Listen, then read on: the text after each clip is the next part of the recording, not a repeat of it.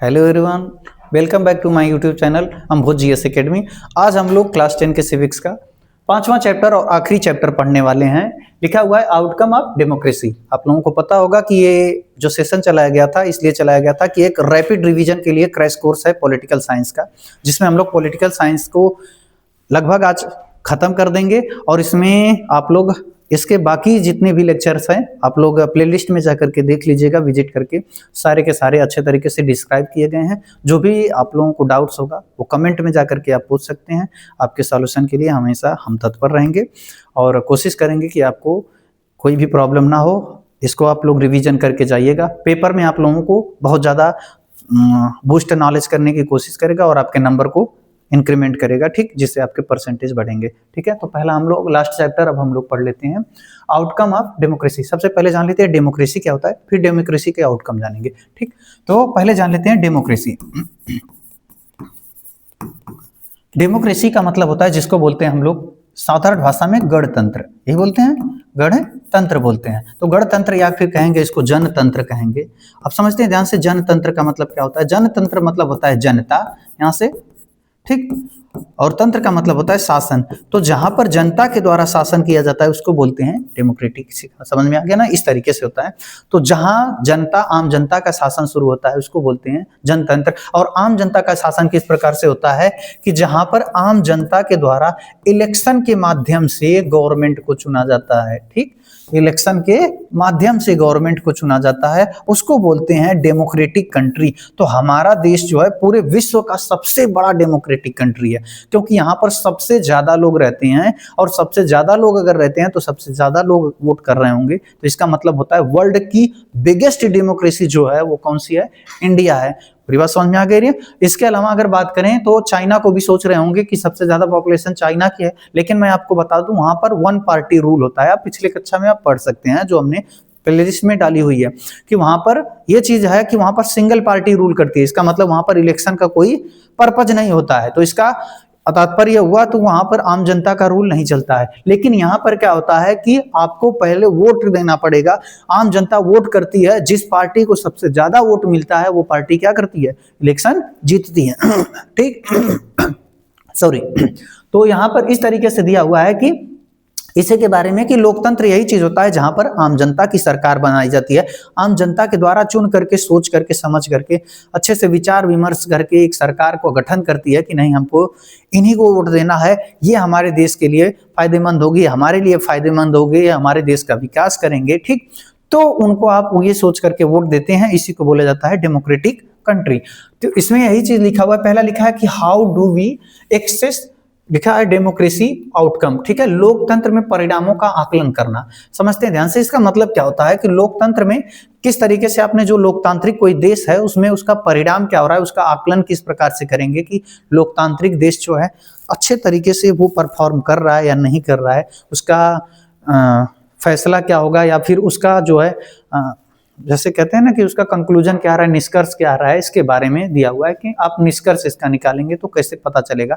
Example के तौर पे सबसे पहले अगर कहेंगे कि सरकार अगर बनी हुई है तो सरकार का सबसे पहला काम होगा अकाउंटेबिलिटी का, जवाबदेही का। सरकार जो होती है जनता के प्रति जवाबदेही होती है। किसके प्रति, जनता के प्रति। ठीक, जनता के प्रति क्या होती है, जवाबदेही होती है। आगे बात समझ में ना, जनता के प्रति जवाबदेही होती है। ठीक, तो ये जनता के लिए क्या करेगी, जनता जब चाहे इनसे प्रश्न पूछ सकती है कि आप जो है कोई पॉलिसी लाए हैं तो इसके खिलाफ जो है जनता फाइल कर सकती है, ये चीज पूछ सकती है कि जो है किस तरीके से पूछेगी जनता, उनसे जवाब मांग सकती है आरटीआई के द्वारा। कैसे, आरटीआई आप डाल दीजिए और आरटीआई डाल करके आप पूछ सकते हैं कि आप जो है इसका ब्यौरा दीजिए कि जो चीज आपने ये पॉलिसीज लाई थी इसके बारे में सारा कुछ बताइए। और सरकार का काम होगा कि वो जो है उसके बारे में सारी, उस पॉलिसी के बारे में, या कोई नीति लाई है उसके बारे में सब कुछ अच्छे तरीके से बताए, या कोई पॉलिसी लाई वो फेल हो गई उसके बारे में भी चाहे तो आम जनता जब चाहे उनसे क्या कर सकती है, मांग कर सकती है। ठीक, ये चीज होता है आरटीआई। और अकाउंटेबल होते हैं कौन, सरकार होती है। किसके प्रति, जनता के प्रति। क्यों, क्योंकि उसको, सरकार को किसने बनाया हुआ है, आम जनता ने बनाया हुआ है, इसीलिए आम जनता के प्रति वो जवाबदेह होती है। जब चाहे सरकार से आम जनता प्रश्न पूछ सकती है और पूछने के बाद उनको जवाब भी देना पड़ेगा, ये चीज होता है। ठीक है, अगला लिखा है रिस्पॉन्सिव गवर्नमेंट। रिस्पॉन्सिव गवर्नमेंट का मतलब होता है कि रिस्पॉन्सिबल जो गवर्नमेंट होनी चाहिए किसी भी डेमोक्रेटिक कंट्री में, वो जनता के प्रति रिस्पॉन्सिबल होनी चाहिए कि जनता के लिए जो चीज उन्होंने वादा किया हुआ था उसके लिए काम करना है। वो चीज जो चीज उनके लिए बोला था वो चीजें उनको करना चाहिए। जैसे जैसे उन्होंने बोला था कि हम ये पॉलिसीज लाएंगे, फ्यूचर में ये चीज करेंगे, अपना प्रोपेगेंडा जो भी चीज दिया हुआ था उन्होंने वो सारा कुछ जो सेट किया था सॉरी, उसको जो है आगे आने वाले समय में क्या करना चाहिए, उनको इम्प्लीमेंट करना चाहिए सरकार बनने के बाद। ऐसा नहीं है कि सरकार बनने से पहले आपने वादा किया था मैं ये करूंगा, मैं वहां करूंगा, मैं आपको जो है चांद तारे तोड़ करके लाऊंगा, मंगल ग्रह पे आपको एक घर बना करके दूंगा। उसके बाद जो है आप वापस जब जीत गए तो फिर पता चला कि मंगल ग्रह पे घर की बात छोड़िए, आपके नाले से सीवर से देख रहे हैं कि इतना सारा पानी बह रहा है, रोड पूरा लग रहा है कि रोड नहीं, वहां पर एक छोटी सी गंगा मैया बह रही हैं। ठीक, इस तरीके से हो जाता है। तो ऐसा नहीं होना चाहिए कहीं भी कि वो जो है जहां से आपने जनता ने जिस मकसद से आपको जो भरोसा दे करके आपको जिताया है उस भरोसे को कभी तोड़ना नहीं चाहिए, वरना आप अगले इलेक्शन में तो जानते ही हैं आपकी हाल कैसे होंगी। ठीक, बिना मारे ही पता चलेगा, आपके चोट लग जाएगी, ऐसी जनता आपको मार देगी। आगे बात समझ में ना, तो इसलिए सोच समझ करके ही काम करना चाहिए। जनता के खिलाफ जाकर के ऐसे ना हो, कामों को करें। जनता ने अगर कुछ सोच करके आपको वोट दिया है तो कर देना चाहिए। और जनता का भी एक कर्तव्य होना चाहिए कि अपने लीडर को उस तरीके से आप चुनिए कि जो आपके काम आए। ऐसा ना हो कि बस धर पटक दे, बस आप गए जाओ, आप जाति देख करके, बिरादरी, धर्म देख करके वोट देने चले गए, वोट देने के बाद पता चला सब गोलगप्पा गायब है, जीतने के बाद कहीं अता पता नहीं। ठीक, तो इस तरीके से एक रिस्पॉन्सिव गवर्नमेंट का मतलब होता है गवर्नमेंट को रिस्पॉन्सिबल होना चाहिए जनता के प्रति, और जनता के लिए जो जो भी कार्य निर्धारित किया गया था वो सारा कुछ करना चाहिए। नेक्स्ट दिया हुआ है लेजिटिमेट गवर्नमेंट। लेजिटिमेट गवर्नमेंट का मतलब होता है इन्होंने गवर्नमेंट जो बनती है पूरी तरीके से संवैधानिक होनी चाहिए। ये नहीं है कि जनता का जो है दुरुपयोग, जनता का जो है शोषण करके या लोगों से जबरदस्ती कह के कि वोट मांग करके उनसे जीत ले। नहीं, आम जनता का खुद का अधिकार होता है, वो खुद से क्या करेगी, जिसको चाहे सरकार बना सकती है, जिसको चाहे अपना वोट दे सकती है। ठीक है, तो ये नहीं है जबरदस्ती जा करके उनको एकदम डरा धमका करके मार पीट करके कहा ना हमके वोट देला ना तो तुम्हार खैर ना। ठीक है ना, ऐसा कुछ नहीं करना चाहिए। डेमोक्रेटिक कंट्री में जो होता है आम आदमी का अधिकार होता है, जिसको चाहे वो वोट जिसको चाहे कर सकता है, जिसको चाहे जिता सकता है, जिसका चाहे सरकार बना सकता है। आपको जबरदस्ती ना वोट मांगने का अधिकार है, ना किसी से वोट छीनने का अधिकार है। आगे बात समझ में ना। नेक्स्ट जानते हैं हम लोग, दिया हुआ है कि यहाँ पर सिटीजन पार्टिसिपेशन। सिटीजन पार्टिसिपेशन का मतलब होता है कि सिटीजन किस तरीके से, कि आम आदमी जो होता है सरकार बनाने में पूरी तरीके से, डेमोक्रेटिक कंट्री में आम आदमी पूरी तरीके से सरकार बनाने में सहयोग करता है। ठीक, जैसे कह दें कि बिना आम आदमी के सरकार बन ही नहीं पाएगी। एग्जाम्पल के तौर पे बात करें, आप लोग घर में रह जाइए, जिस दिन चुनाव हो रहा है या कोई चुनाव पड़ा ही नहीं तो सरकार कहाँ से बनेगी, फिर सरकार बनेगी ही नहीं। इसका मतलब जो होता है सरकार बनती किसके द्वारा है, आम आदमी के द्वारा। जब वोटवा नहीं पड़ा होगा तो गिनती कहाँ से होगी, और जब गिनती नहीं होगी तो पता कैसे चलेगा कि किसको कितना वोट मिला है, या किसको सरकार या किसको जनता चाहती है कि हम इसको सरकार बनाना चाहते हैं। जब जनता चाह ही नहीं रही, इसका मतलब जो है सरकार उरकार बनेगी नहीं। तो ये चीज होता है कि सिटीजन पार्टिसिपेशन का मतलब होता है कि सिटीजन जो होता है एक्टिव रोल पार्टिसिपेट करती है। एक्टिवली पार्टिसिपेट सबको करना चाहिए, सबको अपना वोट देने जाना चाहिए, और सबका एक अधिकार होना चाहिए कि हम जो है ऐसी टाइप का नेता चुन रहे हैं, और उस टाइप की क्वालिटी जिसके अंदर होगी उसी को हम वोट देंगे। अपने जाति, धर्म, ये सब देख करके, समुदाय देख करके कभी वोट नहीं करना चाहिए। जिसको लगे कि ना ये हमारे लिए काम कर सकता है, ये योग्य नेता बनने के लायक है, उसी को वोट दीजिए। नहीं तो पता चलेगा वोट दिया आपने, जीता, और जीतने के बाद वो कहाँ होगा आपको भी कभी दिखेगा नहीं। ठीक, दिखने की बात छोड़िए, टीवीओ में नहीं दिखेगा, अखबारों में नहीं पता चलता है वो आया हुआ था कभी कि नहीं, वो ऐसा गायब होगा। आगे बात समझना, तो सोच समझ करके किसी को वोट देना चाहिए।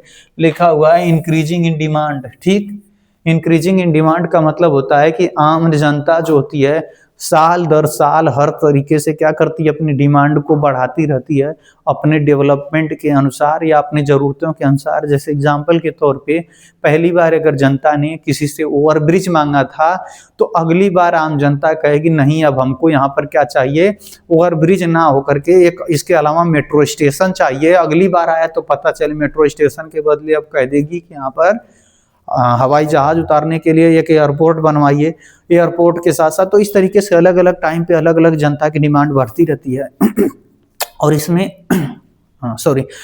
सरकार का एक फर्ज होता है कि आम जनता की बातों को पूरा करे किसी भी, चाहे जैसे इस तरीके से। क्यों? क्योंकि सरकार को जो है आम जनता ही बनाती है, तो इस तरीके से डिमांड को जो होता है पूरी करने का अधिकार होता है एक सरकार को। लिखा है इकोनॉमिक ग्रोथ एंड डेवलपमेंट, समझते हैं ध्यान से। इकोनॉमिक ग्रोथ का मतलब होता है, पहले इकोनॉमिक ग्रोथ जानते हैं। इकोनॉमिक ग्रोथ का मतलब होता है जीडीपी का इंक्रीज होना, मतलब production of goods and services. समझते हैं ध्यान से कि जीडीपी का मतलब क्या होता है कि एक साल के अंदर में किसी देश में कितना ज्यादा कोई भी प्रोडक्शन हुआ है, चाहे सर्विस का हो या गुड्स का हो। गुड्स का मतलब होता है कि सामान, कितना सामान बना है, चाहे इलेक्ट्रॉनिक सामान हो, बिस्कुट हो, चॉकलेट हो, कौनो चीज, किताब कापी कलम घर दुआर सब कुछ गुड्स में आएगा। ठीक। सर्विसेज का मतलब होता है डॉक्टर टीचर लॉयर, ये सब होते हैं सर्विसेज में आते हैं, या फिर कोनो ड्राइवर हो गए हैं, ये सब सर्विसेज में आते हैं। तो सर्विसेज में दोनों मिला करके एक साल में कितना काम किए और काम करने के बाद पैसा कितना मिला है, उस पैसा को ही कहते हैं हम लोग, सारा मिला जुला करके जीडीपी कहा जाता है। ठीक। तो ये जीडीपी होता है कि इसका मेन मकसद होता है कि पॉलिटिक्स से जो है, पॉलिटिक्स से जोड़ने का मेन मकसद होता है इकोनॉमी को, कि ताकि हमारे देश का विकास हो, इकोनॉमिक बहुत तरीके से ग्रोथ हो। ठीक है। तो इसी को दिया हुआ है। अगला दिया इकोनॉमिक डेवलपमेंट। तो इकोनॉमिक डेवलपमेंट का मतलब होता है कि जीडीपी प्लस ह्यूमन वेलफेयर। इसका मतलब होता है कि जीडीपी तो बढ़े ही आपकी, मतलब प्रोडक्शन के साथ साथ इंसानों का भी बढ़ोतरी हो। इंसान ऐसा ना रहे वही के वही गरीब के गरीबर रह गए वहां, फिर ठीक है आना, ऐसा नहीं रहना चाहिए। होना क्या चाहिए कि जीडीपी अगर बढ़ रही है तो इसका मतलब ह्यूमन का भी विकास होना चाहिए। जैसे उसके अंदर ना पॉवर्टी पहले खत्म होनी चाहिए। ठीक। उसके अंदर अनएम्प्लॉयमेंट वहां से खत्म होना चाहिए। अनएम्प्लॉयमेंट का मतलब बेरोजगारी हटाइए, बेरोजगारी की जगह उनको रोजगार दीजिए। ऐसे कदम उठाए जाना चाहिए सरकार के द्वारा कि जिसके द्वारा लोगों को रोजगार मिले, लोग बढ़े आगे, उनका जो है उनका समाज में स्तर बढ़े और अपने उच्च शिक्षा प्राप्त करें, अपना जीवन स्तर सुधार लाएं। ठीक है। अगला दिया हुआ है कि इनकम इनइक्वालिटी। इनकम इनइक्वालिटी का मतलब होता है कि गरीब और गरीब बनता जाए, अमीर और अमीर बनता जाए। ठीक है। फिर जो लोग हैं करोड़पति, वो करोड़पति और बढ़ते ही जाए, गरीब और नीचे बॉटम पे चलता चला जाए। ठीक। इसको इनकम इनइक्वालिटी कहते हैं। इनकम को इनइक्वालिटी को थोड़ा कम करना पड़ेगा ताकि जो नीचे रह रहे लोग हैं उनका स्टेटस को बढ़ाना पड़ेगा। मैं ये नहीं कह रहा हूं कि अमीरों के पैसे लेकर के गरीबों को दे दीजिए बराबर हो जाए, नहीं। गरीबों को वो चीज कराइए, या फिर जो नीचे स्तर पर हैं जिनकी इकोनॉमिक स्टेटस कम है उनको ऐसा काम कराइए, या इस तरीके से उनको जॉब के सेक्टर में, एजुकेशन के सेक्टर में इस तरीके से विकास कराइए कि धीरे धीरे वो भी ग्रोथ के आगे पर ग्रोथ के रास्ते पर जाएं, जिसके द्वारा यहाँ पर इनकम स्टेबिलिटी आई है। नहीं है कि दोनों को जो है इधर उधर तितर बितर कर दें। ठीक। अगला लिखा हुआ है कि एजुकेशन पर विशेष ध्यान देना चाहिए, हेल्थ पर विशेष ध्यान देना चाहिए। इन सब को मिला करके जब कोई सरकार ध्यान देती है तो एक तैयार होता है जिसको कहते हैं हम लोग ह्यूमन डेवलपमेंट इंडेक्स। जिस देश का विकास स्तर में समझ लीजिए जहां पर पॉवर्टी कम होगी, अनएम्प्लॉयमेंट कम होगा, इनकम इनइक्वालिटी कम होगा, एजुकेशन ज्यादा होगा, हेल्थ ज्यादा होगा, वहां का समझ लीजिए ह्यूमन डेवलपमेंट इंडेक्स सबसे अच्छा होगा, सबसे ज्यादा होगा। जितनी भी डेवलप्ड कंट्री हैं वो डेवलप्ड कंट्री यही होने का कारण है क्योंकि वहां पर एचडीआई इंडेक्स सबसे अच्छा है। ये सारी क्राइटेरिया वो फुलफिल करते हैं, जो कि हमारे देश में भी बहुत पीछे है। तो ये फुलफिल करने के लिए हमें डेवलपिंग कंट्री से डेवलप्ड कंट्री अगर बनना है तो पहले इन सारी क्राइटेरिया को फिल करना होगा। ठीक है। इससे क्या फायदा होगा, इकोनॉमिक डेवलपमेंट होगा, इकोनॉमिक डेवलपमेंट होगा, increase human welfare for a long time. जैसे इससे होगा क्या कि हमारा जो इकोनॉमिक डेवलपमेंट से ये फायदा हो जाएगा कि हमारा जो जीवन स्तर है वो बहुत लंबे समय के लिए क्या होगा, बढ़ जाएगा। इसके द्वारा हमारी आने वाली पीढ़ी भी या फ्यूचर जनरेशन या फ्यूचर में भी क्या करते रहेंगे, हम लोग बढ़ते ही रहेंगे, बढ़ते ही रहेंगे। ये ऐसी प्लानिंग होनी चाहिए सरकार की कि ऐसे कदम उठाए जाएं, इस तरीके से विकास का प्रक्रिया किया जाए जिसके द्वारा आज तो क्या आगे आने वाले समय में भी पूरी तरीके से विकास की प्रक्रिया ऐसे ही जारी रहे और विकास होता रहे। कभी ये ना हो कि हमें जो है ऐसा आपने कोई विकास की प्रक्रिया लाया जो आज शुरू किया था, सरकार जाने से पहले ही वो विकास की प्रक्रिया भी खत्म हो गई। नहीं, ऐसा कभी नहीं प्रक्रिया लानी चाहिए, ऐसे लाने चाहिए जो आने वाली जनरेशन के लिए भी वो काम आए। ठीक, तो चैप्टर यहीं पर लगभग खत्म हो जाता है। तो पूरी तरीके से आपका सिविक्स जो है क्लास 10 का खत्म हो गया है। कोई भी क्वेश्चन या कोई भी आपको डाउट्स लगे, किसी भी टॉपिक पर नहीं समझ में आया होगा तो आप लोग पूछ सकते हैं, और पूछने के बाद इसके अलावा कमेंट में आप कर सकते हैं कि ये क्वेश्चन आप लोग डाल दीजिएगा। मैं उसका जब भी देखूंगा कमेंट आपके आंसर जवाब जरूर दूंगा, और कोशिश करते रहेंगे। बाकी भी आप लोगों के जितने भी सोशल स्टडी के और भी पार्ट हैं उनके, जैसे जियोग्राफी हो गया, हिस्ट्री हो गया, इकोनॉमिक्स हो गया, इनके भी आप लोगों के प्लेलिस्ट जल्दी ही जारी कर दिए जाएंगे और अपलोड कर दिए जाएंगे। आप लोग इसको तब तक देखिए, और हाँ, जो चैनल को फॉलो जरूर करिएगा और ज़्यादा से ज़्यादा लोगों में शेयर करने की कोशिश करिएगा। ठीक है, थैंक यू सो मच।